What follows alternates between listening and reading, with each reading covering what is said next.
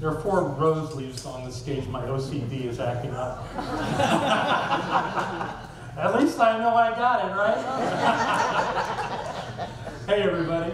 Good morning. Happy April. It's spring. Had to happen, right? What a beautiful day. What a wonderful time to be together. I love it when people join our center. And as I explained it to everybody while they were on stage.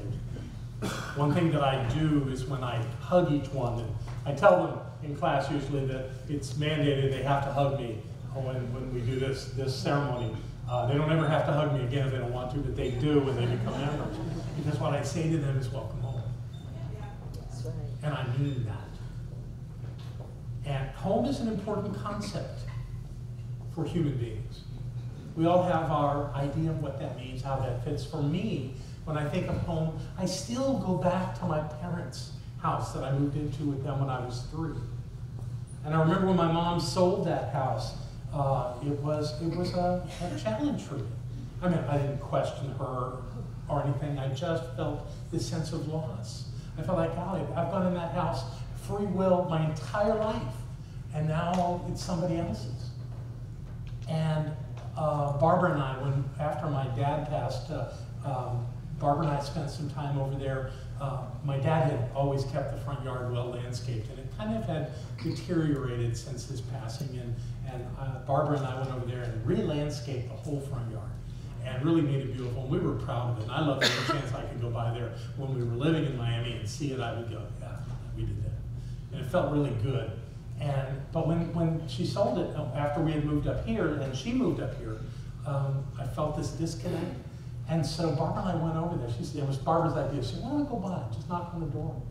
And we did, and the people were so lovely. They invited us in. And they gave us a tour of how they'd changed it. And that took care of it. I was good.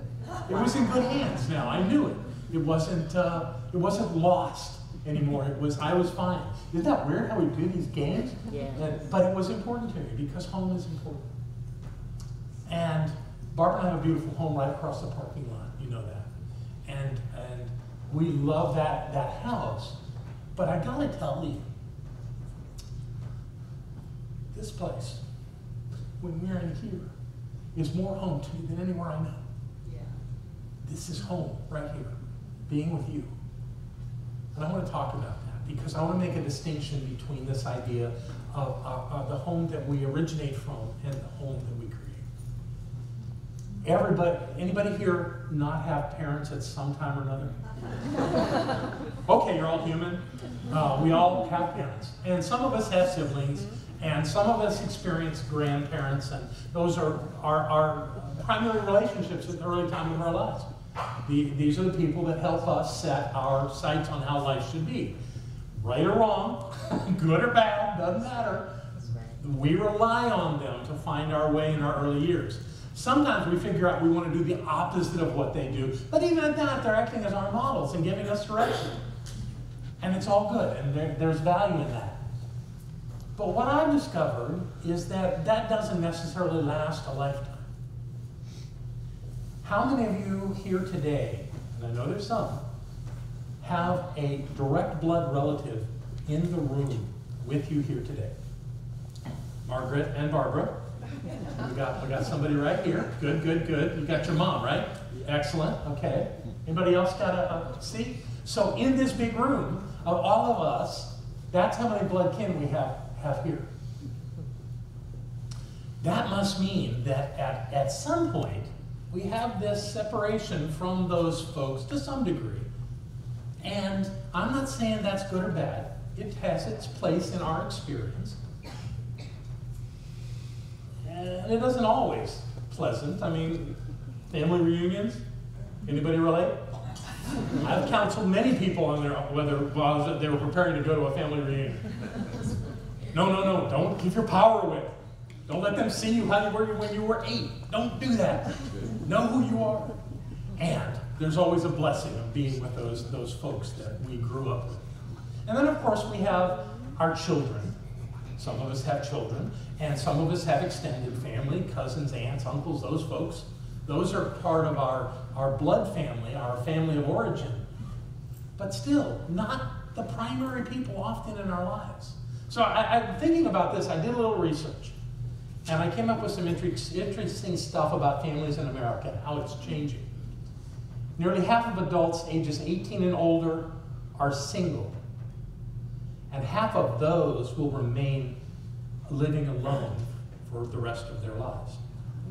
Americans are marrying later, they're divorcing more regularly, and becoming less interested in remarrying.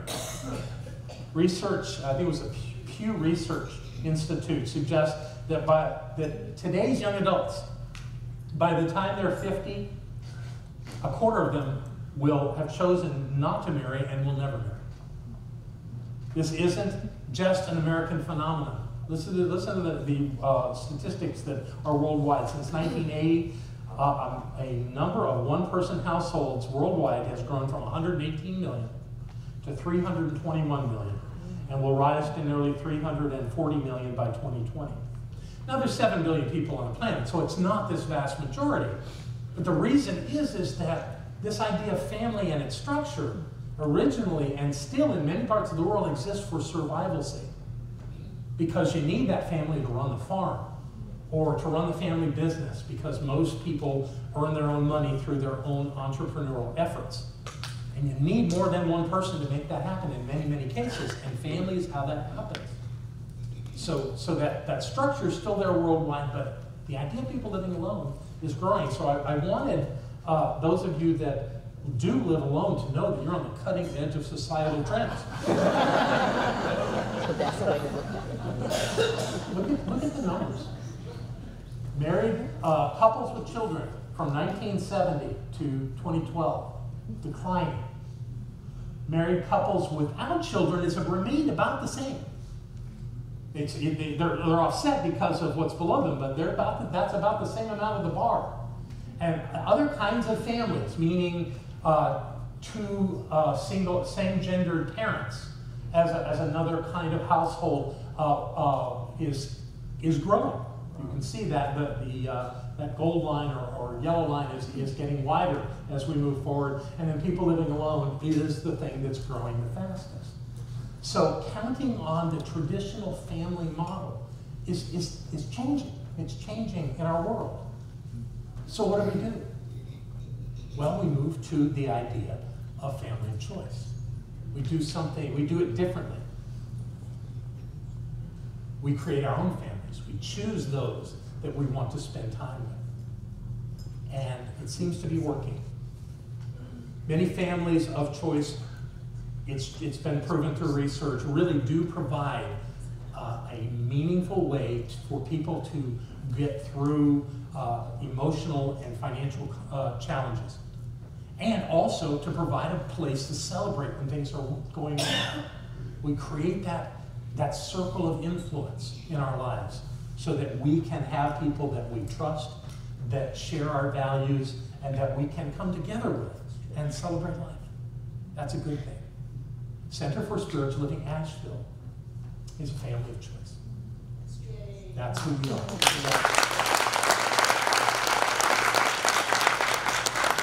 And we're a unique family of choice because we keep the doors open, and anyone that chooses to come in can come in. And what we found out is that that's a good thing, because consciousness prevails in all things.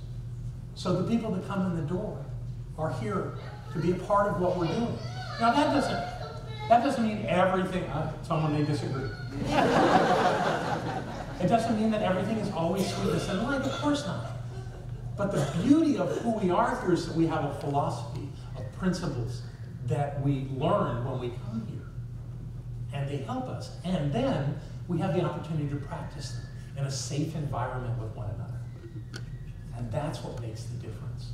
Because we're not here just to get something in our head and walk away. We're here to experience it with one another and to support one another through that. For example, this idea of oneness. Basic principle that we teach in Science of Mind. Oneness. Some people say that's a little hard to practice because we live in this duplicitous world where we're all sitting in our own seats. How can we all be one if we're all in different bodies? Well, there's opportunities to see that. We used to sing a song here. And we haven't for a long time, and I think that's probably because nobody told David. The song was called There Is Only One of Us. There is only one of us. In your eyes, it's me I see. There is only one of us. You are my reflection.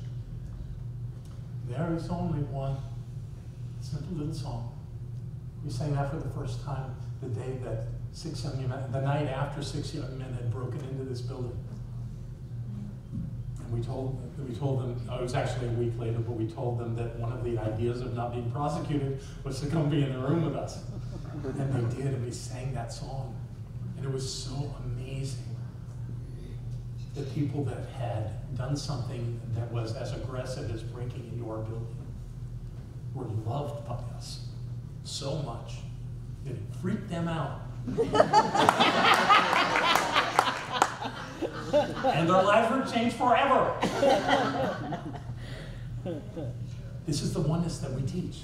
There is only one of us. We have to take the time and practice seeing that and knowing that. And this is where we do that. We come here. We teach perfection here. I'm big on this, and I teach it differently than most people think of the idea of perfection, that everything's always the way we want it. Of course it's not. But life is a perfect reflection of who we are. What we think, how we create our lives and consciousness is what shows up in our lives. And when we come into this environment, our thinking changes. Our thinking deepens and evolves. And then we see God in one another in ways we couldn't before. And we see the perfection of someone. I was telling the group yesterday when we were having our membership class about someone who used to come here to the center, who annoyed the crap out of me. He would come to every single class I ever taught, other than the practitioners' classes, and he would sit there and ask the same questions over and over and over. And it was like, why can't he get this? And then we did a men's gathering, and those of you that have been to one of those with me, it's a time to really open up and talk about your life.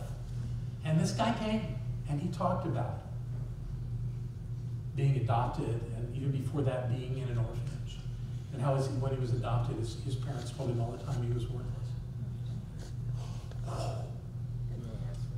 How could I not like this guy? You know, he had transcended enough of that to come here and to be around people who could love him. And I was mandated in my life at that moment to love that man no matter what. And it got really easy. And he would ask the same questions in class, but I would love him. And after a while, he left, and he moved back up north to live with family. Family that had rejected him in his life, who now loved him and wanted him to come home. That's because he learned how to be loved here. This is what family does, especially family who seek to be consciously aware of who we are. This is the work. Now, I don't want to suggest that we've got this all figured out. We don't. We still mess up now and again and do things inappropriately. I think there may be a couple of members of the center right now that I am aware are angry with me and probably won't come to the room until we work it out. Okay, we're working it out. I'm doing what I know how to do. It is interesting. We've had people march out of the center mad at me. And yes. Yes. And other than the couple that I'm thinking about right now, every one of them has come back in for at least once to hug me and tell me they love me, and I them. And you know what? That's good enough for me. Because whatever we're doing, if we can open up those boundaries, if we can remember the truth, still with our idiosyncrasies and our limiting thoughts, we can have that good life that we want. And this is the kind of place that can help people find that in them. And I know that that's true for many, many of you. And I want you to know with absolute certainty that it is true for me. You are my family. I choose you. I will love you, and I will support you in any way that I can. And I know that you support me. How does it get any better than that? So we have these principles that we teach. They are important, and we seek to deepen our understanding of them. At the same time, we must love one another. We must see the divine in one another.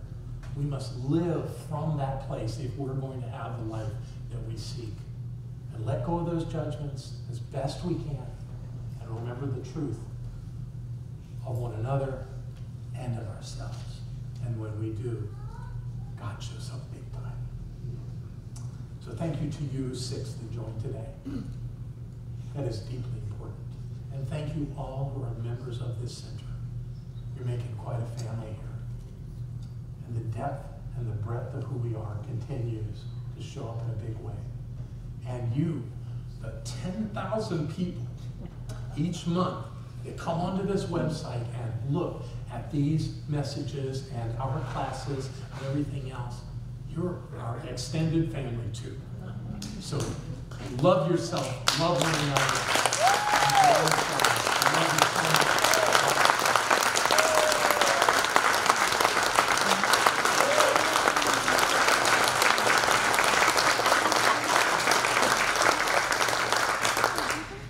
Thank you, John.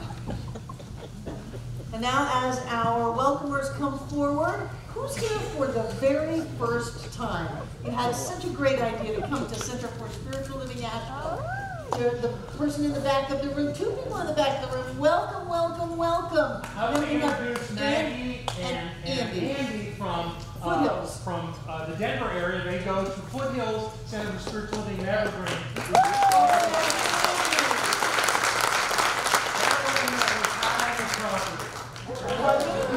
Retirement property. Oh, okay. Asheville's a great place to move to. Who over here? Kimberly's pointing at someone. David, you brought a friend? Welcome, welcome, welcome. I'm glad you came to Center for Spiritual Living Asheville. You over here.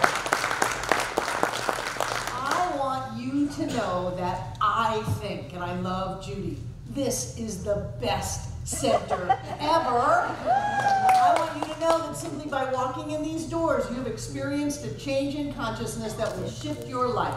We are not separate people. We are tuning forks. We are vibrations. And when we come together into a room of like vibration, we all start to vibrate. And so you may have had a bad night. You may not know what to do in life, but you come in here and you start vibrating at that higher and higher level. Before you know it, you're happy. Things have worked out. You have a lot of money and your body is feeling terrific. Every doctor knows it. Every test shows it. All because you decided to come to Center for Spiritual Living. I think it was a fantastic idea. Welcome.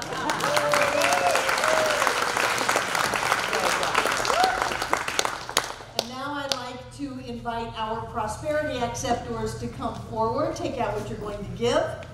And those of you watching online, you too can go to the Donate Now button on our website. It will take you right to PayPal, and you can be a part of this. But I want to thank you. We are such a generous community. And whether or not you're putting something in the basket, whether you're giving with the auto giving once a month, whether your bank sends in your check or you go to PayPal with the motto, don't let the sun go down on your tithe. However it is you give, thank you for generously supporting the work of this center. This truly is a place where miracles are an everyday occurrence. And love and magic are always in the air. So as we hold our gift, we know that God is the source of all supply, that money is God in action, that each one of us is blessed by living a rich and abundant life. Life is a gift and we enjoy it completely. And we know that as we give, each one of us comes together to make this center all that it was ever meant to be. It is a place of peace, a beacon of light, a tower of strength, and a fountain of wisdom that touches the lives of all who call it home. And we'll repeat our investment affirmation together aloud. I freely and joyously give from the abundance and fullness of my overflowing wealth, knowing my gift goes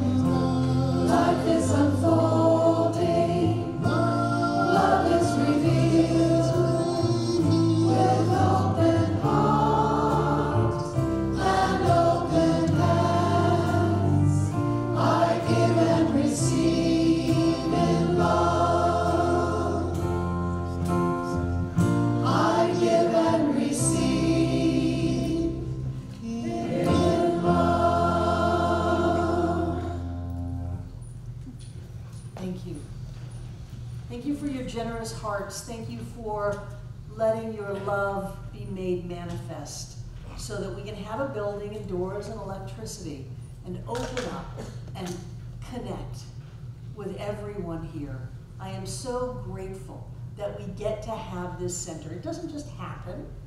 We make it happen. We stand up and be counted. And so thank you for all of that. I know that everything in these baskets is blessed, that whenever we give, no matter what we give, that which we are goes with our gift. There is only one. And so Spirit made manifest as us moves into the world with our giving. I see it as golden light pouring forth from each of us, filling up this room from the floor to the ceiling, all between the walls. This air is rich and blessed with God as us. And as Spirit moves in our lives, things happen. So right here and right now, each and every one of us is touched. We are blessed and we are healed. And because you cannot keep God locked up in a room, it's got to go out and circle this world to touch, to bless, and to heal every being on this planet. All because we decided to show up, to open up, and to give. I know that we are always blessed here and now, each and every one of us today, everyone who has ever been here, and everyone yet to come. And so it is. So it is. Thank you.